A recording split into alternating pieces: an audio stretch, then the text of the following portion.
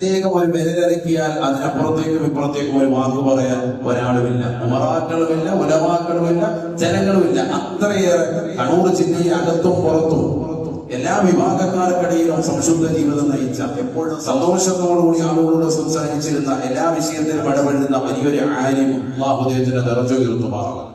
40 വർഷത്തോളം അദ്ദേഹം വലിയ രീതിയിൽ ദർസ് നടത്തിയിട്ടുണ്ട്. വലിയ കലാലയം ഉണ്ടാക്കിയിട്ടുണ്ട്. ആ കലാലയത്തിൽ എത്രയോ കുട്ടികൾ ഹിഫ്ള് പഠിച്ചു, ദർസ് പഠിച്ചു, കിതാബോധി പഠിച്ചു, വലിയ ബിരുദമെടുത്തു.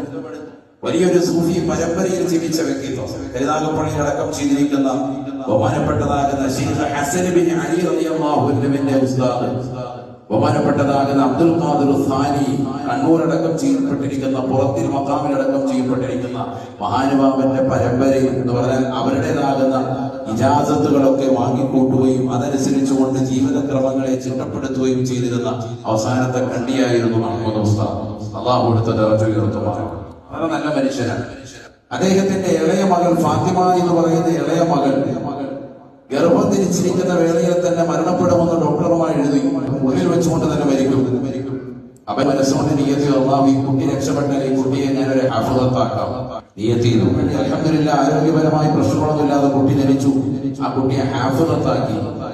എന്നിട്ട് അദ്ദേഹം താമസിക്കുന്ന വീട്ടിനുള്ളിൽ, കുട്ടിയാണല്ലോ, സ്വന്തം മകളാണ്, ഇളയ മകളാണ്, വീട്ടിനുള്ളിൽ ആ കുഞ്ഞെപ്പോഴും ഖുർആൻ ഓതിക്കൊണ്ടിരിക്കും. ഇത് മാത്രമല്ല, ആ കുട്ടിയെ കൊണ്ട് മറ്റുള്ളവരെ ഖുർആൻ പഠിപ്പിച്ചു.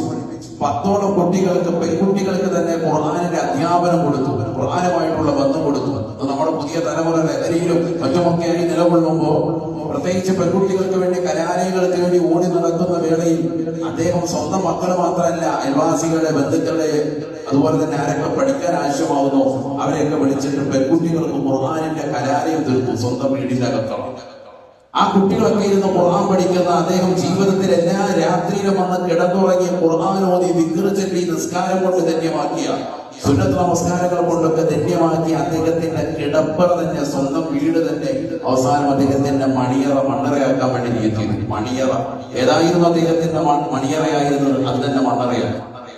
അങ്ങനെ പറ്റുമോ? ഒരാൾക്ക് വീട് തന്നെ കവറാക്കാൻ പറ്റുമോ? പറ്റും, നമുക്കൊക്കെ പറ്റും. അതാ ഏറ്റവും പറ്റുന്നത്. അതാവുമ്പോ നമ്മുടെ സ്വന്തം അവകാശപ്പെട്ടതാണ്. നമ്മുടെ സ്വന്തം ഭൂമിയിൽ അടങ്ങാൻ പറ്റുമോ എന്ന് വെച്ചാൽ പറ്റുമെന്ന് തന്നെയാണ് മസ്തല. നമ്മുടെ സ്വന്തം ഭൂമിയല്ലേ, അതിലടങ്ങാൻ പറ്റും, പ്രശ്നമൊന്നുമില്ല. അല്ലാഹു തൗഫീഖ് തരട്ടെ. അങ്ങനെ ആ വീട്ടിനുള്ളിൽ തീർക്കാൻ കാരണം അദ്ദേഹം ഖുർആൻ ഓതുകയും ദിക്ർ ചൊല്ലുകയും ഇബാദത്ത് എടുക്കുകയും ചെയ്ത സജീവമായ വീടാണ്. അപ്പൊ അതുകൊണ്ട് തന്നെ ആ വീട്ടിൽ മലായിക്കത്തുകളുടെ സാന്നിധ്യം തീർച്ചയായിട്ടും ഉണ്ടാവും. ഖുർആൻ ഓതുന്ന വീട്ടിൽ റൂമിൽ എപ്പോഴും മലക്കിന്റെ സാന്നിധ്യം ഉണ്ടാകും, ഉറപ്പാണ്. അപ്പൊ അദ്ദേഹത്തിന് ആ വീട് തന്നെ ഉത്തമമായി തോന്നി. അതിനുള്ളിൽ തന്നെ അദ്ദേഹം ഏത് റൂമിലാണോ മണിയറയാക്കിയത് അവിടെ തന്നെ മണ്ണറയാക്കി. അദ്ദേഹം മരണപ്പെടുന്നതിന് മുമ്പ് മരണത്തിന് വേണ്ടി ഒരുങ്ങി തയ്യാറാക്കി.